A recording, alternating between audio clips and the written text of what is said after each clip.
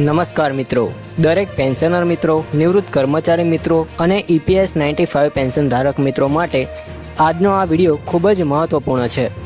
કારણ કે મિત્રો છેલ્લા ઘણા દિવસોથી સોશિયલ મીડિયા પર એક એવો સમાચાર જોરશોરથી વાયરલ થઈ રહ્યો છે જેને જોઈને લાખો પેન્શનરોના ચહેરા પર ખુશી આવી ગઈ હતી.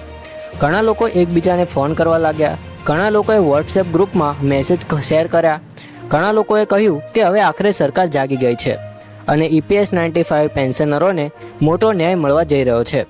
કારણ કે વાયરલ થયેલા મેસેજમાં એવો દાવો કરવામાં આવ્યો હતો કે EPFO દ્વારા લઘુત્તમ પેન્શન રૂપિયા 1000થી સીધું વધારીને 7500 રૂપિયા કરી દેવામાં આવ્યું છે.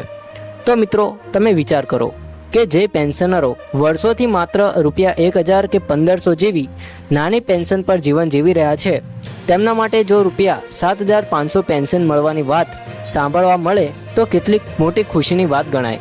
પરંતુ મિત્રો આજના આ વિડીયોમાં આપણે જાણીશું કે આ વાયરલ સમાચાર પાછળનું સાચું સત્ય શું છે, EPFOએ પોતે શું ખુલાસા કર્યા છે, સરકારની હાલની સ્થિતિ શું છે અને સૌથી મહત્વની વાત કે પેન્શનરોને હવે આગળ શું અપેક્ષા રાખવી જોઈએ તેના વિશે વાત કરવાના છીએ.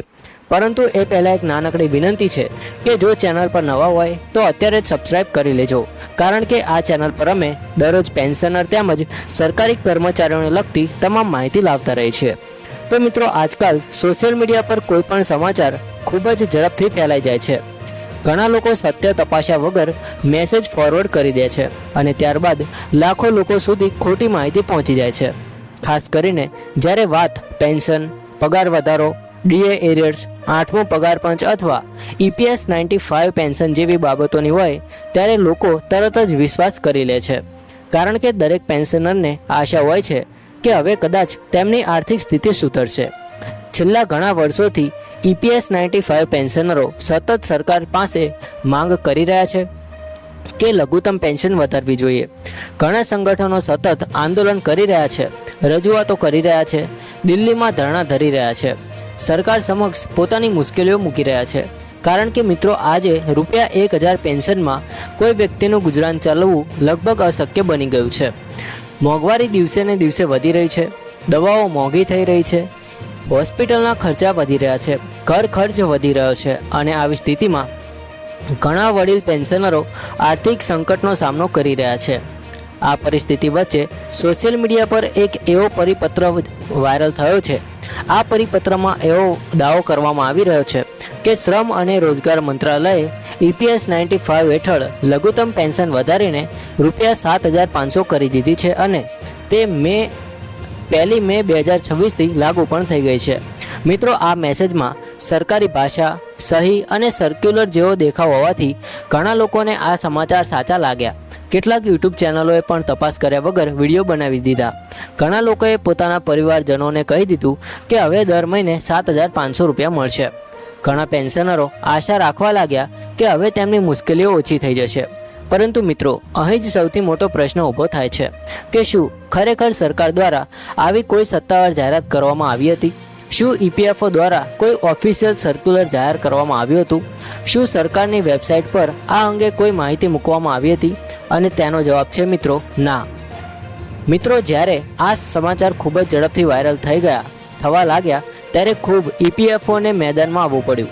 EPFOએ પોતાના સત્તાવાર X એકાઉન્ટ પર આ વાયરલ સર્ક્યુલરની તસવીર શેર કરી અને તેના પર મોટા અક્ષરમાં ફેક એટલે કે નકલી લખીને લોકોને સાવચેત કર્યા. EPFOએ સ્પષ્ટ શબ્દોમાં જણાવ્યું કે સોશિયલ મીડિયા પર ફરી રહેલો આ પત્ર સંપૂર્ણપણે ખોટો છે અને હાલમાં લઘુત્તમ EPS પેન્શન રૂપિયા 7500 કરવામાં આવી હોવાની કોઈ સત્તાવાર જાહેરાત કરવામાં આવી નથી. મિત્રો આ ખૂબ જ મહત્વપૂર્ણ ખુલાસો હતો, કારણ કે લાખો લોકો આ ખોટા સમાચાર પર વિશ્વાસ કરી બેઠા હતા. હવે અહીં એક વાત સમજવાની ખૂબ જ જરૂરી છે કે ઘણી વખત સોશિયલ મીડિયા પર કેટલાક લોકો જાણી જોઈને ખોટા સર્ક્યુલર બનાવે છે. તેમાં સરકારી ભાષા અને ઓફિશિયલ દેખાવ રાખવામાં આવે છે જેથી સામાન્ય લોકો સરળતાથી વિશ્વાસ કરી લે. પરંતુ મિત્રો કોઈ પણ સમાચારને સાચા માનતા પહેલાં સત્તાવાર સ્ત્રોત તપાસવો ખૂબ જ જરૂરી છે, ખાસ કરીને પેન્શન અને સરકારી યોજના જેવી બાબતોમાં. કારણ કે ખોટી માહિતી લોકોમાં ગેરસમજ ફેલાવે છે અને પછી નિરાશા પેદા કરે છે. મિત્રો હવે ઘણા લોકો પૂછે છે કે જો આ સમાચાર ખોટા છે તો શું ભવિષ્યમાં પેન્શન વધારો શક્ય છે?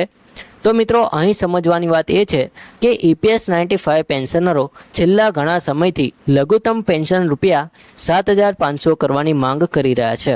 વિવિધ સંગઠનો સરકાર સમક્ષ રજૂઆત કરી રહ્યા છે. ઘણી બેઠકો યોજાઈ રહી છે. ઘણા સાંસદો પણ આ મુદ્દો સંસદમાં ઉઠાવી ચૂક્યા છે. કારણ કે હકીકતમાં જોવામાં આવે તો આજના સમયમાં 1,000 રૂપિયા પેન્શન ખૂબ જ ઓછી ગણાય છે. ઘણા પેન્શનરો એવી પરિસ્થિતિમાં જીવન જીવે છે જ્યાં દવાઓના ખર્ચા જ 3થી લઈને 5,000 સુધી પહોંચી જાય છે. આવી સ્થિતિમાં ઘર ખર્ચ ચલાવવું ખૂબ જ મુશ્કેલ બની જાય છે. ઘણા પેન્શનરો એવા છે જેમણે 30થી 35 વર્ષ સુધી નોકરી કરી, PF ભર્યું, દેશની સેવા કરી અને આજે નિવૃત્તિ પછી માત્ર રૂપિયા 1,000થી 2,000 પેન્શન પર જીવન જીવવું પડે છે.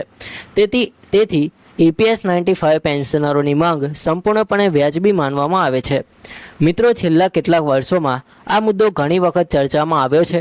ક્યારેક કહેવામાં આવે છે કે સરકાર વિચારણા કરી રહી છે, ક્યારેક કહેવામાં આવે છે કે સમિતિ બનાવવામાં આવી રહી છે, તો ક્યારેક નવા પ્રસ્તાવની ચર્ચા થાય છે.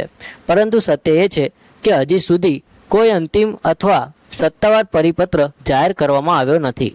અને મિત્રો, હવે એક મહત્વની વાત સમજીએ. સોશિયલ મીડિયા પર આવતા દરેક સમાચાર તરત વિશ્વાસ કરવો ન જોઈએ. જો જોખમી બની શકે છે. કારણ કે ઘણા યુટ્યુબ ચેનલો માત્ર વ્યૂઝ માટે મોટા દાવા કરે છે. 7,000 પેન્શન મંજૂર, કાલથી પેન્શન ડબલ, સરકારે મોટો આદેશ કર્યો જેવા શીર્ષકો લોકોનું ધ્યાન ખેંચે છે. પરંતુ પછી જ્યારે હકીકત બહાર આવે છે ત્યારે લોકો નિરાશ થાય છે. તેથી દરેક પેન્શનર મિત્રને મારે ખાસ વિનંતી છે કે કોઈ પણ સમાચાર પર વિશ્વાસ કરતા પહેલા EPFOની સત્તાવાર વેબસાઇટ અથવા સત્તાવાર સોશિયલ મીડિયા એકાઉન્ટ તપાસો. મિત્રો, EPFO દ્વારા આ ખુલાસો કરવો એ ખૂબ જ જરૂરી બની ગયો હતો. કારણ કે ઘણા વડીલ પેન્શનરો ખરેખર આ સમાચારને સાચા માની બેઠા હતા.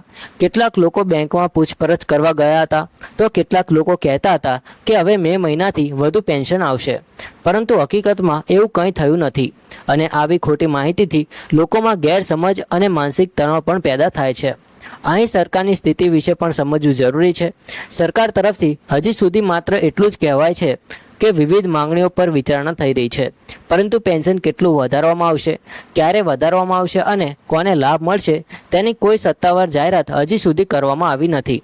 એટલે મિત્રો, હાલમાં કોઈ પણ વ્યક્તિ જો ખાતરીપૂર્વક કહે કે 7,500 પેન્શન મંજૂર થઈ ગયું તો સમજવું કે તે ખોટી માહિતી ફેલાઈ રહ્યો છે. મિત્રો, હવે આપણે સમજીએ કે મિત્રો ખાસ કરીને વડીલ પેન્શનરો માટે હવે એક ખૂબ જ વાત મહત્વપૂર્ણ સમજવાની છે કે જો ભવિષ્યમાં સરકાર ખરેખર કોઈ મોટો નિર્ણય લે છે તો તેની સત્તાવાર જાહેરાત ચોક્કસ કરવામાં આવશે. EPFOની વેબસાઇટ પર સર્ક્યુલર આવશે, મીડિયા રિપોર્ટ્સ આવશે, સરકાર દ્વારા પ્રેસ રિલીઝ જાહેર કરવામાં આવશે. તેથી સોશિયલ મીડિયા પર મળતા ફોટા અને ફોરવર્ડ મેસેજના આધારે નિર્ણય લેવાનું ટાળવું જોઈએ. મિત્રો, હું દરેક પેન્શનર મિત્રને એક સલાહ આપવા ઈચ્છું છું કે જો કોઈ પણ વાયરલ મેસેજ મળે તો પહેલાં તેની સત્યતા તપાસો, સત્તાવાર વેબસાઇટ જુઓ, વિશ્વસનીય સમાચાર સ્ત્રોત તપાસો અને પછી જ વિશ્વાસ કરો. કારણ કે ઘણી વખત ખોટી માહિતીથી લોકો આર્થિક આયોજન પર ખોટું કરી બેસે છે. મિત્રો, તમને આ માહિતી ઉપયોગી લાગી હોય તો વિડીયોને લાઇક કરજો અને ચેનલને સબસ્ક્રાઇબ કરજો. જય હિન્દ, વંદે માતરમ.